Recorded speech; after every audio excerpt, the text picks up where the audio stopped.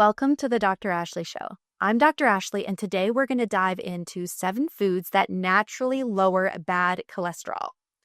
Cholesterol meds are needed in some cases, for sure, and I'm not telling you to drop your medications, especially without going to your doctor first.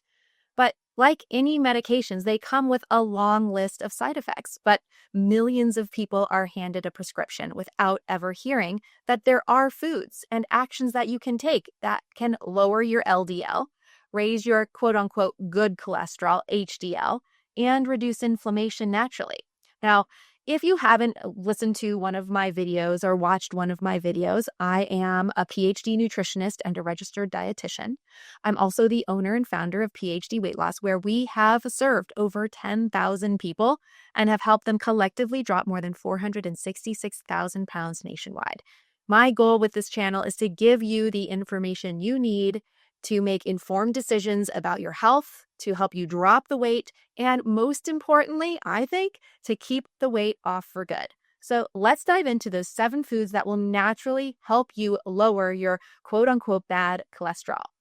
Now, if you want to do a deep dive into the science behind cholesterol and what those lipid panels really mean, then you should check out my video where I talk all about the science behind it. It's a longer episode, so if you're not really into it, no need to go. But if you are, just go over to YouTube if you're not there, if you're listening to this on podcast platform, and go into the link in the description here, and we will link the video where I do a deep dive on the topic of cholesterol. All right, food number 1 is avocados. Avocados have healthy fats and fiber, and they provide LDL support and help to boost your HDL, which is the good cholesterol. In one randomized control trial, participants who ate 1 avocado a day experienced greater reductions in the small, dense LDL. That is the type that can cause inflammation and plaque buildup in the body, and help to increase HDL compared to control groups. Avocados also support post-meal lower insulin and help to reduce inflammation, which can improve lipid metabolism over time. Now, if your goal is to also drop weight, I would say a full avocado a day might be a little much. But if you have some slices, maybe a third of an avocado, put that over your salad, can be a super healthy, heart-healthy food. Food number 2 is garlic. Garlic contains a compound called allicin, and this compound has been shown to reduce total cholesterol and LDL cholesterol in multiple meta-analyses.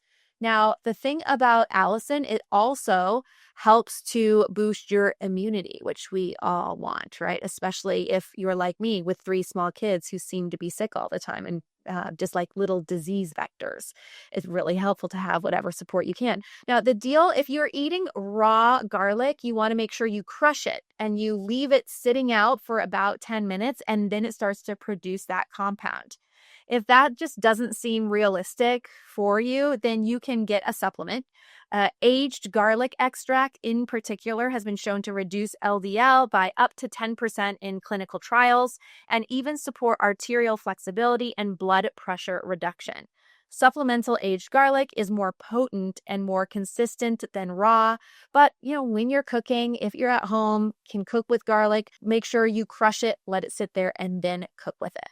Now, if you are struggling with cholesterol and you don't want to be on meds forever, maybe one of your goals is to get your lab values for cholesterol or high blood pressure within normal limits so that your doctor will take you off medications, then you should check out PhD Weight Loss.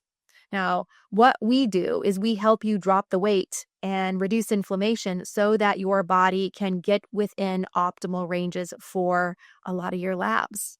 When you drop the weight, when you're able to reduce inflammation, you're going to be so surprised as to what your body does and how it starts working for you rather than against you. So if that's something that you're struggling with, you should check out PhD Weight Loss. We'll create a customized, personalized plan for you and help you drop the weight for good. If you are listening to this on a podcast platform, just go check out my phdweightloss.com. If you're watching this video on YouTube, just go check out the link for PhD Weight Loss in the description to learn more. All right, so the third thing that you can do that not a lot of people like to talk about is lowering your carbs. When you reduce carbs, you can actually see a significant increase in HDL. It is the number one way to raise HDL cholesterol is to reduce your carbohydrate intake. Now, that doesn't mean that you have to follow a carnivore diet or a keto diet or an Atkins diet, but it does mean if you are struggling with low HDL, you should reduce your carbohydrate intake from where it is right now. A 2020 meta-analysis found that reducing carbs increased HDL levels significantly, more than statins alone, especially when the carbs were replaced with healthy fats and protein. Lower carbohydrate diets, reduced carbohydrate diets, let's call them. Let's not panic by the word of low carb. Just reducing your carbs can also significantly reduce triglycerides. Those are another type of bad fat that we don't want to have in the body. It can improve insulin sensitivity and shift LDL particles from the small, dense, irritable ones that we don't want to have to the large, fluffy, buoyant ones that are healthier for the body. So the best swaps, the best way you can do this is to cut out refined grains, drop those sugary snacks, let go of juice, and replace them with things like eggs, avocados, olive oil, fatty fish, red meat, avocado oil, low fat or plain Greek yogurt with some berries on top. All things we talk about here on this channel. Next food, fatty fish like salmon or sardines or mackerel. They are rich in anti-inflammatory omega-3s like EPA and DHA. Just consuming 2 servings per week has been shown to raise the good HDL, to lower the bad triglycerides, to reduce blood clot risk, and to support anti-inflammatory pathways through your entire cardiovascular system. Sardines, I don't love them, but they are one of the best foods that you can consume. They've got, if you can eat them with the bones, they actually have really great, obviously, it makes sense, good calcium levels to help support bone health, and just a lot of dense omega-3s. And they are the type of fish that have lowest mercury levels. So if you're open to it, enjoy some sardines. All right, the next food that can support good cholesterol levels are dark leafy greens. Now, some people tolerate dark leafy greens really well, others don't. And I just want to share this, that even if a food seems to be healthy or has been termed healthy, but doesn't work for your body, then don't eat it. For example, I share this with you because like broccoli or kale, my husband cannot tolerate kale or broccoli. And, we've been told that kale is a superfood. I actually don't think it's a super great superfood, but, broccoli, same thing. But if it rips up your gut, if it causes GI distress, if you eat it and it doesn't make you feel good, then you do not have to eat these foods. Any of these foods on this list, by the way. But in general, greens like spinach or collard greens do contain compounds that help to bind bile acids, which helps to force your body to pull out cholesterol from the blood to make more. Just kind of helps to clean the body. They're also rich in antioxidants that protect LDL particles from oxidizing. When our LDL, these small, dense, irritable LDLs oxidize, that's when they can cause plaque buildup in the arterial walls. So it's not really the cholesterol itself, it's the oxidation of these small, dense LDLs that cause the issue. In general, if you could aim for 1 to 2 servings of these veggies, maybe saute the broccoli in olive oil, or you could blend some frozen spinach in a smoothie. Just make sure you're listening to your body and listening to what it's telling you to do. All right, next food to enjoy, nuts and seeds. Now, especially walnuts and chia seeds, but I want to come with this suggestion with a public service announcement. If weight loss is your goal, nuts and seeds can be a trigger food. Now, a trigger food is a food that once you start eating, you can't stop. Or when you do eat this food, it opens up the gate to eating not every other food, but a lot of other foods that you don't want to be consuming. Now, if you decide that you can't eat nuts and seeds because they are a trigger food for you, you're not going to be at a disservice. I don't want you to think like, oh my gosh, I'm missing out on this food that's going to cure my high cholesterol. That's not the case. So don't panic. Having a stress response like that will actually cause a more inflammatory response and increase cortisol and mess with your cholesterol levels more than not eating nuts and seeds. So it's not a very big deal.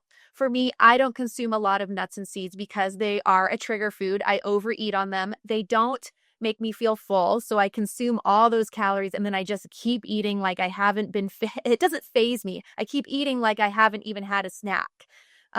They just put like fat on my bones, I feel like. That's me personally. So again, listen to your body. In general, these nuts and seeds have plant sterols, they've got fiber, polyunsaturated fats that have been shown to modestly lower or improve LDL when included with a whole food diet. So walnuts in particular have shown improvements in lipid panels and arterial function, while chia seeds support lower blood sugar and triglycerides post-meal. So again, studies have shown that these foods can be helpful, but also I do wonder if there's a little bit of healthy user bias. What I mean by that is that healthier people in general are reporting consuming these foods, and it's not really these foods that show the significant impact. So sharing this with you, it's there, but again, if they're a trigger food for you, let it go and you'll still be able to find great success in lowering your cholesterol levels. And then the last food I wanted to share that I think has good health impact are berries. Berries are packed with polyphenols, they're packed with antioxidants, and those are shown in human trials to lower the bad oxidized LDL, to improve HDL function, and to support endothelial health, which is basically the arterial wall, and we want those walls to be healthy and flexible. Most of all, they're low in sugar, they're higher in fiber, so they're a really good blood sugar friendly sweet treat. But remember, you don't want to eat carbs by themselves. So if you are eating these berries, maybe a Greek yogurt that you can top with the berries instead of eating them by themselves. So pair with a protein, which you would get from the Greek yogurt, pair with a fat, which you would also get from the Greek yogurt to blunt any potential blood glucose spikes, especially if you are struggling with belly fat, insulin resistance, type 2 diabetes, pre-diabetes, and so on. Now, if you feel like no matter what you eat, you are struggling with hunger, cravings, if you have mood swings, if you have blood sugar highs and compensatory lows, you just kind of feel all over the place, you could be struggling with blood glucose issues. Those are all symptoms of blood sugar swings. Now, I created a product called Glucco Cut Plus to help with exactly these symptoms. It's been wildly successful. So if you feel like supplementation would be something you'd like to add to your regimen to help you just feel more stabilized, to help support your GLP-1 levels naturally, then you should check out Glucco Cut Plus. Hey, really quickly, if you're interested in hydrating yourself optimally and want to do it in an efficient and effective way, I created an Electrolyte Plus mix just for that. It's called Dr. Ashley's Electrolyte Plus, creative, I know. And it's crafted with essential electrolytes, vitamins, and minerals for maximum absorption. With patented forms of zinc and vitamin C, it supports immune and adrenal function. Plus, chromium picolinate regulates healthy blood sugar levels while helping to curb those cravings. Say goodbye to headaches and fatigue. Visit drashleywellness.com and use code Ashley10 for 10% off your first purchase or 20% off your first subscription order with free shipping. Plus, enjoy 30-day money-back guarantee. Now, back to the episode. Now, if you are listening to this on a podcast platform, go to dr.ashley.wellness.com. That's dr.ashley.wellness.com, and you will find Glucco Cut Plus there. If you are watching this on YouTube, you can just go to the description and the link for Dr. Ashley Wellness will be right there, and check it out. I've been so excited to see the great results that our clients have been witnessing, utilizing, and adding Glucco Cut Plus to their healthy lifestyle routine. All right, you guys, I hope that you got a lot of value from this episode. Please, if you are listening to this on a podcast platform, leave your review. And if you are here on YouTube, please subscribe. And also drop your comments below. I want to read them. What foods are you going to add into your routine? What foods are you going to minimize? I want to hear it. Remember, you got to step up to make the change. Lead with your heart. train your mind, and do not negotiate with your body. I'll see you next time.